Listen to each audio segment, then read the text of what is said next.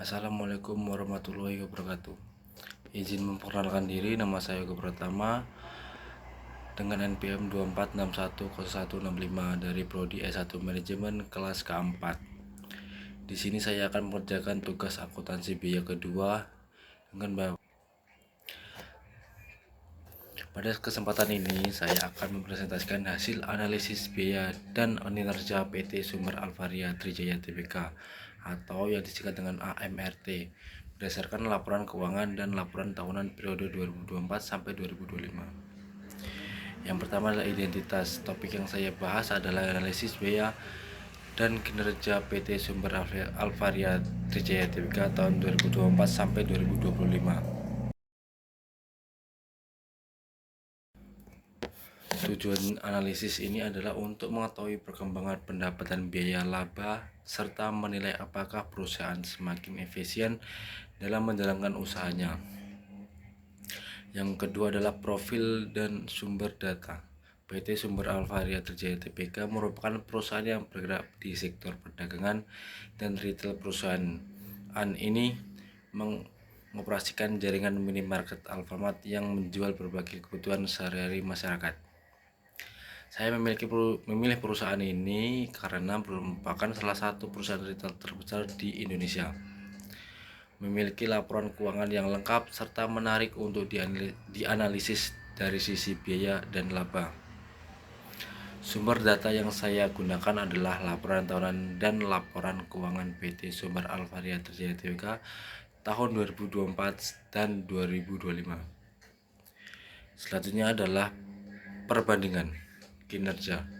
Berdasarkan data yang diperoleh pada tahun 2024, pendapatan perusahaan sebesar 118 triliun rupiah, sedangkan pada tahun 2025 meningkat menjadi 126 triliun rupiah.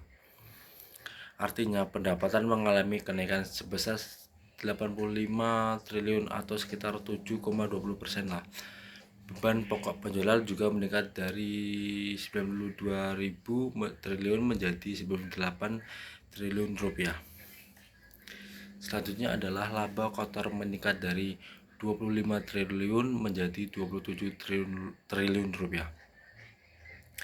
Laba bersih juga mengalami peningkatan dari 3 triliun menjadi 3,41 triliun rupiah atau naik sekitar 8,43%. Dari data tersebut dapat disimpulkan bahwa selama tahun 2025 perusahaan mampu meningkatkan penjualan sekaligus meningkatkan laba dibandingkan tahun sebelumnya. Yang selanjutnya adalah analisis biaya dan laba. Selanjutnya saya menghitung dua rasio. Rasio pertama adalah persentase beban pokok penjualan. Pada tahun 2024 hasilnya sebesar 78,55%. Sedangkan pada tahun 2025 turun menjadi 78,10%. Penurunan ini menunjukkan bahwa biaya pokok penjualan penjualan dapat dikendalikan dengan lebih baik. Rasio kedua adalah margin laba kotor. Pada tahun 2024, margin laba kotor sebesar 21,45%, kemudian meningkat menjadi 21,90% pada tahun 2025.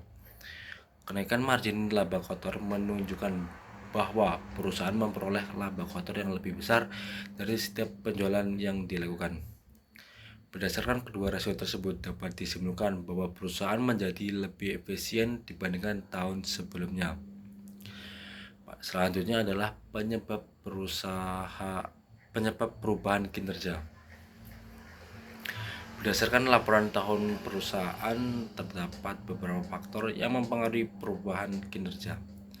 Faktor pertama adalah pertumbuhan penjualan yang didukung oleh pembukaan gerai baru dan meningkatkan jumlah pelanggan.